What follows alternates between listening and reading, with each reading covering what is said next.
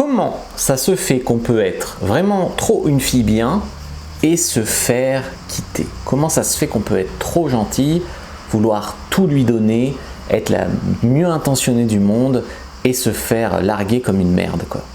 En fait, il y a plein de fois où le mec il voit pas sa chance. Déjà il n'est pas prêt, il est immature, il sait pas ce qu'il veut. T'as beau être une fille bien, il apprécie pas, il voit pas ta valeur. Et également, plus tu vas mendier, on peut dire ça comme ça, plus tu vas mendier son attention, plus il va te traiter mal, plus toi tu vas être gentil avec lui et il va dire mais pourquoi elle se respecte pas celle-là, c'est pas normal. Et du coup il va arrêter de te respecter. Il y a aussi des hommes qui sont étouffés quand c'est trop simple, vous voyez. Et eux, en fait, quand ils rencontrent des filles compliquées, des filles un peu folles, ce genre de nana, eh ben, ils y vont parce qu'ils savent qu'ils ne seront pas heureux et que ça ne va pas marcher.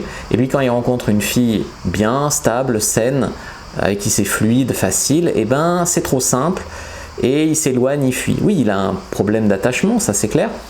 Et vous, en fait, vous avez aussi un problème. Souvent, vous avez envie de le sauver, de le réparer.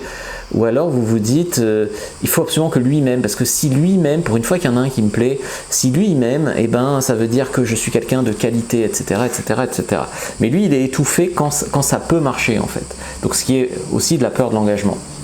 Donc, l'idée ce que vous ne devez pas faire, c'est raisonner en vous disant, je vais lui faire avoir des sentiments pour moi, je vais faire en sorte qu'il voit à quel point je suis une fille géniale pour qu'il puisse être heureux avec moi, pour qu'on soit heureux tous les deux. C'est la pente glissante parce que vous n'avez la responsabilité que de vous-même. À la limite, travaillez sur vous pour être la meilleure personne possible, pour être la meilleure fille possible et si lui ne voit pas sa chance, tant pis pour lui. Là, le truc, c'est que vous cherchez à le changer, à le convaincre pour pouvoir vous être heureuse. Non, vous n'avez pas la responsabilité que lui il trouve une fille bien, que lui il réussisse sa vie, que non, en tout cas, si vous avez un engagement de sa part, si c'est votre mec ou le père de vos enfants, oui, d'accord, vous êtes liés, mais si c'est un inconnu qui voit pas sa chance de vous avoir, c'est pas votre responsabilité de le convaincre, voyez, parce que c'est tant pis pour lui en fait, tellement vous êtes une fille bien. Comprenez aussi que le fait qu'il vous aime ou qu'il soit attiré ne vous appartient pas. Ça n'a pas de notion de valeur.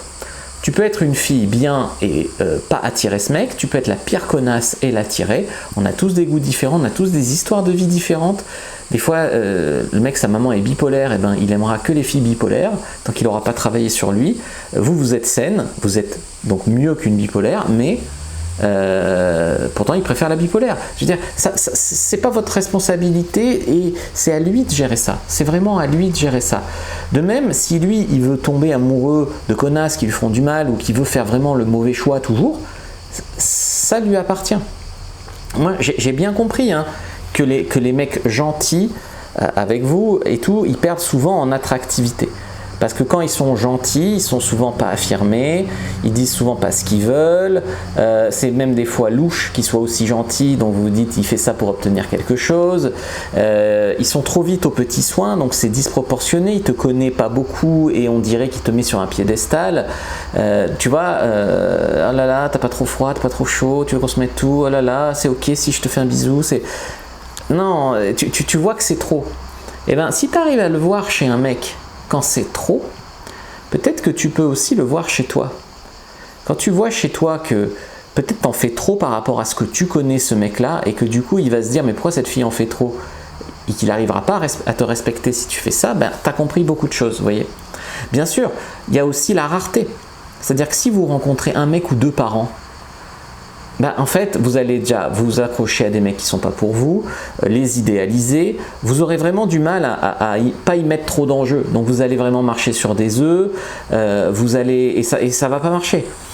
Donc ce qu'il faut, c'est peut-être faire plus de rencontres, peut-être plus s'ouvrir, peut-être faire ce que vous êtes prête à faire de manière proportionnée là où vous en êtes dans la relation avec cet homme-là. Ne pas essayer d'ailleurs de le convaincre ou de l'acheter avec votre gentillesse et comprendre que parfois ça marche pas. C'est pas forcément un connard le gars d'ailleurs, hein. Parfois ça marche pas, vous êtes juste pas compatible. Vous n'avez pas les mêmes projets de vie, vous n'avez pas les mêmes visions de la vie, vous n'avez pas les mêmes opinions politiques, vous êtes juste pas fait pour être ensemble, même si vous pouvez être deux personnes tout à fait correctes. Donc ça, il faut quand même le savoir.